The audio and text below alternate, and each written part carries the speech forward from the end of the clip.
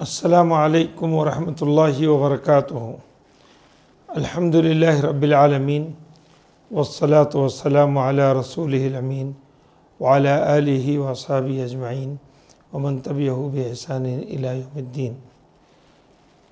فی رحاب القرآن لسان عربی مبین کی اعجاز لغوی اور جمال قرآن کے ساتھ آج میں حاضر ہوں۔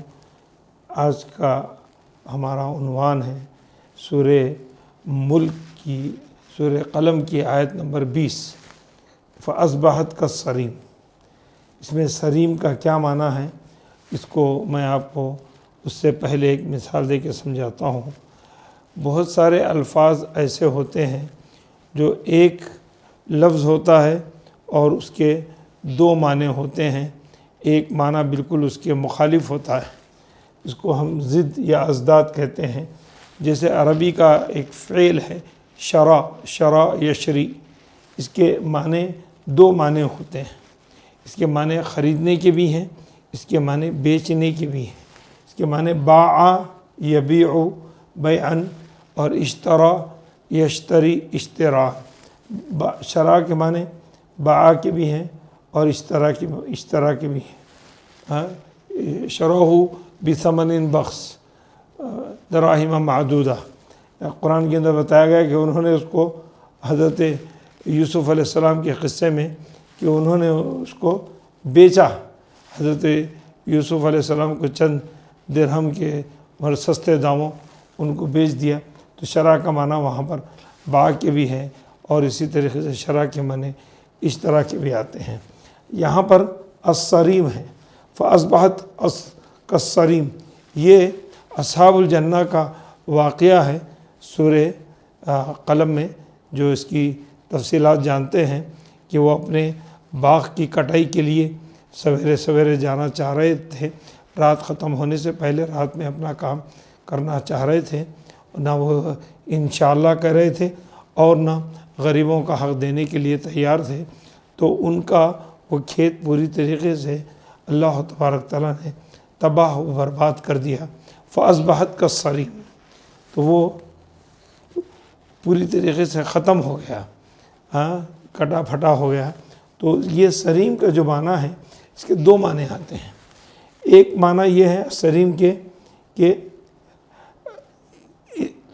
سریم جو چیز رات گزرنے کے بعد ہوتی ہے اس کو سریم کہا جاتا ہے۔ عربی میں یقال لہ الذی یقطع باللیل، جو رات اس کو کاٹ دے اور اس کے بعد جو چیز ہوتی ہے اس کو رات کے کاٹنے کے بعد دن آتا ہے تو اس کو سریم کہتے ہیں۔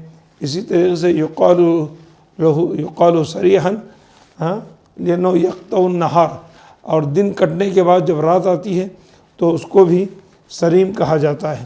تو مفسرین نے یہاں پر سریم کا معنی کہ وہ لوگ رات میں جا رہے تھے، رات کٹنے کے بعد سویرے سویرے وہ اپنے معاملات کو پورا کرنا چاہ رہے تھے، تو رات ہی میں ان کا کھیت اللہ تبارک تعالیٰ نے اس کو جلا دیا، تباہ و برباد ہو گیا۔ تو اس کو سریم یہاں رات کے معنی میں لیا گیا ہے، رات میں ہی ان کا کھیت پوری طریقے سے جل گیا اور وہ جب پہنچے تو ان کو اپنا وہ کھیت اپنا باغ ان کو نہیں ملا۔ تو یہاں پر دونوں معنوں میں سے مفسرین نے رات کے معنی کو ترجیح دی ہے، جس میں ابن عباس اور مجاہد کا قول مشہور ہے۔ غور کرنے کی بات یہ ہے کہ انسان ایک گناہ کرتا ہے تو گناہ کے بدلے میں اللہ تبارک تعالیٰ اسے نعمت چھین لیتا ہے۔ تو اس احساس کو انسان کے اندر ہونا چاہیے کہ وہ اللہ سے جب گناہ کرے تو اس کا توبہ کرے، استغفار کرے، قبل اس کے کہ اللہ تبارک تعالیٰ کا عذاب اس پر آئے، جیسے یہاں پر اصحاب الجنہ پر اس کا عذاب آیا تھا۔ تو یہاں پر اس لفظ کے ایسے قرآن کے اندر متعدد ازداد ضد ایک لفظ کے دو معنی آئے ہیں، تو اس کے سلسلے میں یہاں پر ذکر کیا گیا۔ اس کو رات بھی کہا جاتا ہے، رات کٹنے کے بعد کا حصہ یا دن کے کٹنے کے بعد کا حصہ۔ فَأَصْبَحَتْ كَالصَّرِيمِ، تو یہاں پر رات کے کٹنے کے بعد کے حصے کی طرف اشارہ کیا گیا ہے۔ السلام علیکم ورحمۃ اللہ وبرکاتہ۔